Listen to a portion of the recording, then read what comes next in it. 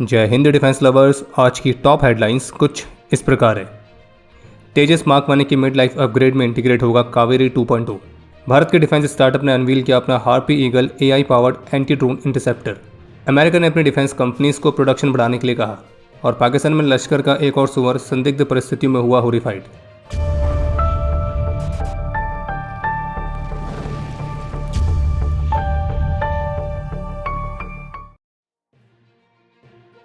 केंद्रीय गृह मंत्रालय ने टेम्परेरी ऑपरेटिंग बेसिस से ऑपरेट करने वाले सीआरपीएफ ट्रूप्स के लिए स्पेशल विंटर क्लोथिंग और इक्विपमेंट फंड को मंजूर किया है। और जानकारी के लिए आपको बता दें कि ये सीआरपीएफ के वो बेस हैं जो कि मुख्य रूप से पहलगाम हमले के बाद से स्टैब्लिश किए गए थे ताकि जम्मू कश्मीर की हायर रीचेस पर आतंकी गतिविधियों को काउंटर किया जा सके। और उन बेसिस पर तैनात सीआरपीएफ ट्रूप्स के लिए 4.54 करोड़ रुपये से अधिक की कीमत के gaiters, sleeping bags, snow boots, goggles तो इनकी खरीद की जाएगी।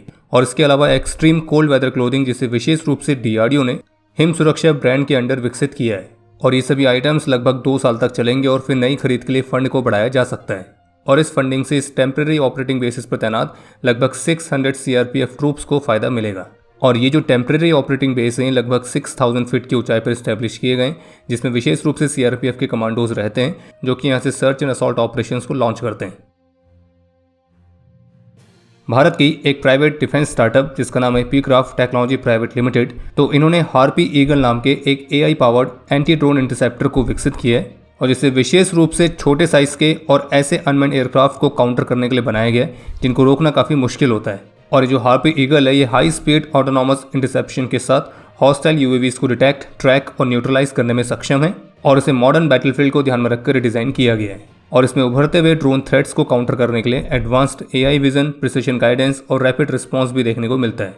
और जबकि इससे पहले जो पीक्राफ्ट है वो 1 अप्रैल 2026 को अपने AI powered autonomous FPV kamikaze drone systems को इंडियन आर्मी की डोगरा रेजिमेंट के कोलैबोरेशन के साथ उसका पायलट टेस्ट भी कंडक्ट कर चुकी है। और जबकि इसी तरह से एक और हैदराबाद बेस्ड डिफेंस स्टार्टअप है जिसका नाम है अपोलियन डायनेमिक्स, तो इन्होंने अपने नाइट शेड ADX-1 नाम के एक jet powered unmanned aerial vehicle को अनवील किया है। और इनका ये जो नाइट शेड ADX-1 है तो ये 600 to 700 किलोमीटर पर आवर की रफ्तार से क्रूज करते हुए हमला कर सकता है और भारत के स्टार्टअप द्वारा विकसित किए गए सबसे फास्टेस्ट टैक्टिकल यूएवीज में से एक है। ये यूएवी मॉड्यूलर पेलोड्स को कैरी कर सकता है और जिसमें प्रिसिशन स्ट्राइक मिशंस के लिए 5 किलोग्राम तक एक्सप्लोजिव्स भी शामिल हैं। इसकी जो रेंज है वो 100 किलोमीटर प्लस है और भविष्य के जो वेरिएंट्स होंगे उसमें इस रेंज को 150 किलोमीटर तक भी बढ़ाया जा सकता है।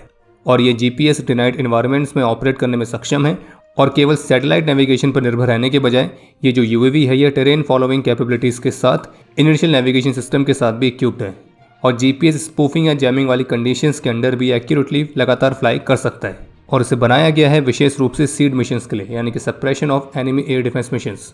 ये अपने साथ एंटी रेडिएशन होमिंग सेंसर्स को कैरी करता है और जिससे ये दुश्मन के रडार के एमिनेशन को डिटेक्ट करके ऑटोनॉमसली उसकी तरफ जा सकता है और दुश्मन के रडार इंस्टॉलेशंस को न्यूट्रलाइज कर सकता है। लेटेस्ट रिपोर्ट्स के मुताबिक कावेरी 2.0 प्रोग्राम के तहत एक बिल्कुल ही नई इंजन कोर को विकसित करने पर ध्यान केंद्रित किया जा रहा है और ये भी कहा गया है कि अगले दशक तक जब पहला तेजस मार्क 1 अपने मिड लाइफ अपग्रेड के लिए आएगा तब उस दौरान उसमें कावेरी 2.0 जेट इंजन को इंटीग्रेट किया जाएगा। और जो कावेरी 2.0 है वो तेजस मार्क 1 में इस्तेमाल होने वाले GE के F404 जेट इंजन के जितना ही पावरफुल होंगे और इसे advance turbine, digital control technology in सभी से इक्विप्ड किया जाएगा। इसके अलावा एक अपडेट यह है, ऑस्ट्रेलिया ने टैलिस्मैन सेबर 2027 एक्सरसाइज की घोषणा करी है जो कि अगले साल 2027 में 9 अगस्त से 22 अगस्त तक कंडक्ट की जाएगी, जो कि इस एक्सरसाइज का अभी तक का सबसे बिगेस्ट और मोस्ट एम्बिशियस एडिशन होने वाला है। और इस एक्सरसाइज के अनाउंसमेंट के साथ जो वीडियो मैसेज शेयर किया गया है तो उसमें जो मैसेज है वो हिंदी में है। बाकी रक्षा मंत्रालय पहले ही कंफर्म कर चुकी है कि भारत भी इस टैलिस्मैन सेबर 2027 एक्सरसाइज में पार्टिसिपेट करेगा। बाकी गढ़वाल सेक्टर से एक दुखद खबर भी सामने आई है जहां चुनौतीपूर्ण हाई ऑल्टीट्यूड टेरेन में अपनी ऑपरेशनल ड्यूटीज के दौरान हवलदार के हरिदास मधुकर ने अपना सर्वोच्च बलिदान दिया है। हम ईश्वर से प्रार्थना करते हैं कि हमारे इस वीर की आत्मा को शांति मिले और ये देश इनके सर्वोच्च बलिदान के लिए सदा इनका ऋणी रहेगा।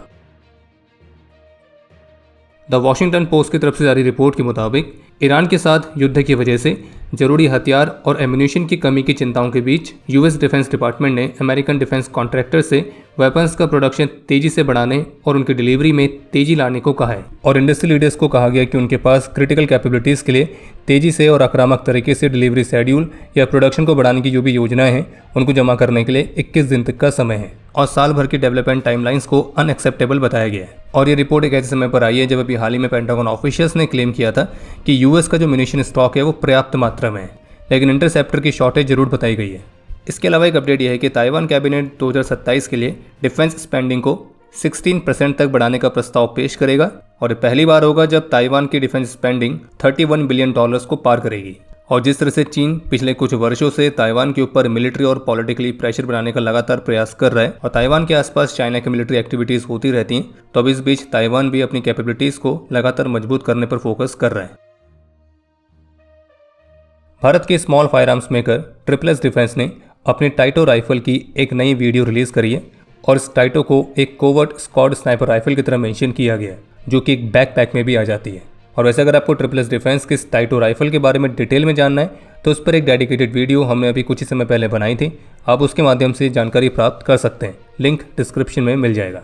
इसके अलावा एक अपडेट यह है कि ओपन सोर्स इंटेलिजेंस टीवी ने इस बात को खुलासा किया है कि पाकिस्तान में सुअरों के संगठन लश्कर का एक और सीनियर कमांडर संदिग्ध परिस्थितियों में मरा हुआ पाया गया है और लश्कर के सुअर का नाम था कारी सईद अब्दुल अजीज।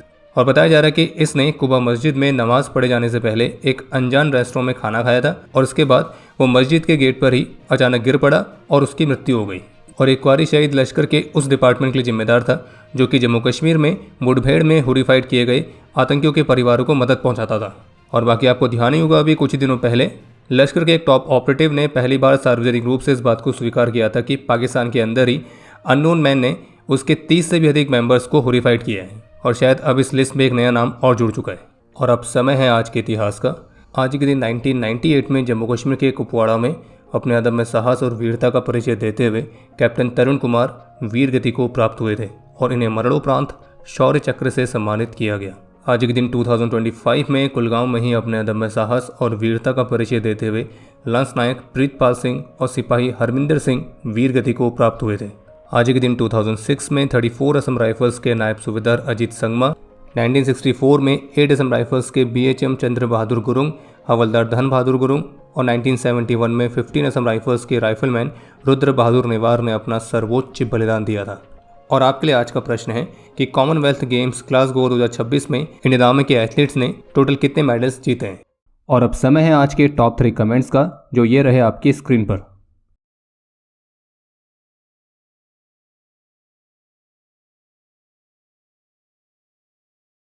उम्मीद है आपको आज का एपिसोड पसंद आया होगा।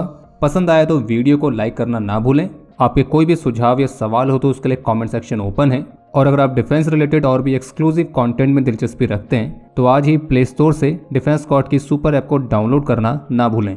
और अगर आप चैनल पर पहली बार आए हैं तो squadron.in पे जाके हमारे नए डिज़ाइंस को भी चेकआउट जरूर करें। बाकी जल्द मिलेंगे नए एपिसोड के साथ, तब तक के लिए जय हिंद, जय भारत।